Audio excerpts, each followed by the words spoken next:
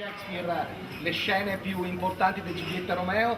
Quest'anno la location di apertura è l'Osteria Sgarzeria. Ringraziamo il proprietario Alessandro De Rossi che ci ospita anche il lunedì pomeriggio negli aperitivi spettacolari Bowie vs Shakespeare. Le scene si svolgeranno una proprio in affacciarsi all'Osteria, la scena dell'incontro tra Valia, Mamma Capuletti e Giulietta, e poi invece un tavolino dall'altra parte, quindi da questa parte avrete l'opportunità di vedere l'incontro tra Giulietta e Romeo all'interno del plateatico del ristorante.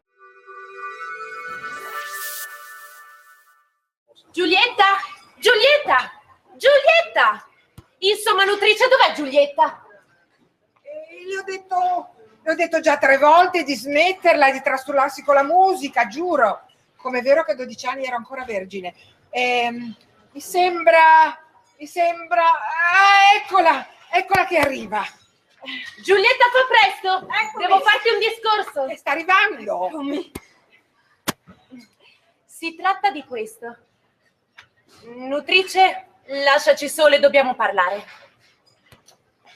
Nutrice torna indietro. Nutrice, torna indietro. Mi sono dimenticata che anche tu dovevi sentire.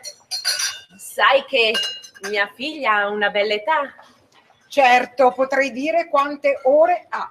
Ha 14 anni. No, ci scommetto 14 denti e mi dispiacerebbe perché ne ho solo 4.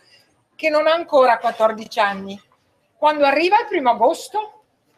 Tra una quindicina di giorni, una quindicina e rotti. Rotti o sani, fra tutti i giorni dell'anno arriva il 1° agosto.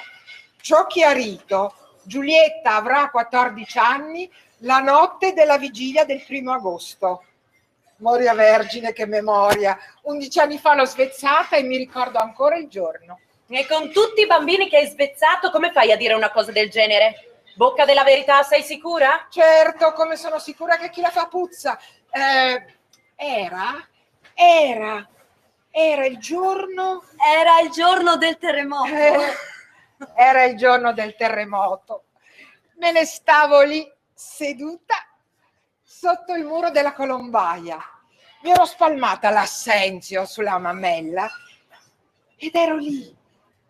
Ma lei, appena succhiò il capezzolo e lo sentì amaro, Maria Vergine, questa scemetta, la stizza, e vederla come litigava con la mammella.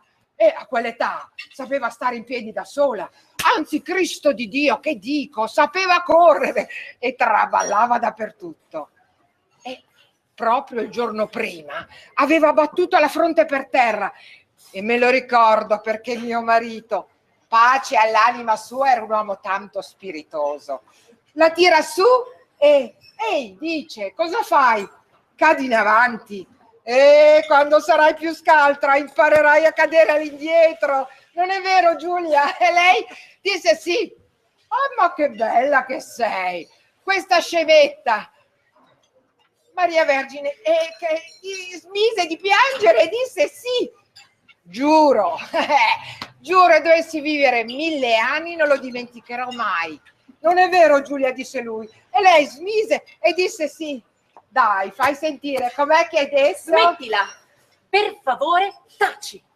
E dire che aveva sulla fronte un bernoccolo grosso come un coglione di galletto. E mio marito disse, cadi in avanti, vedrai che cadrai all'indietro. Non è vero, Giulia? E lei disse sì. E dai, dillo. Valia! Sì. Calma, ho finito.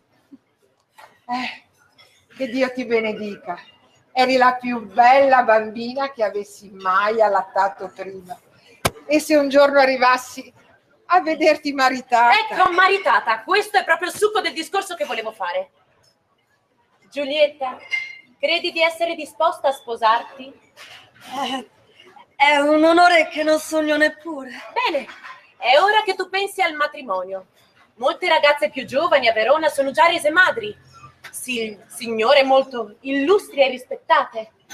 E se non sbaglio i miei conti, ero già tua madre io alla tua età. E tu sei ancora così fanciulla.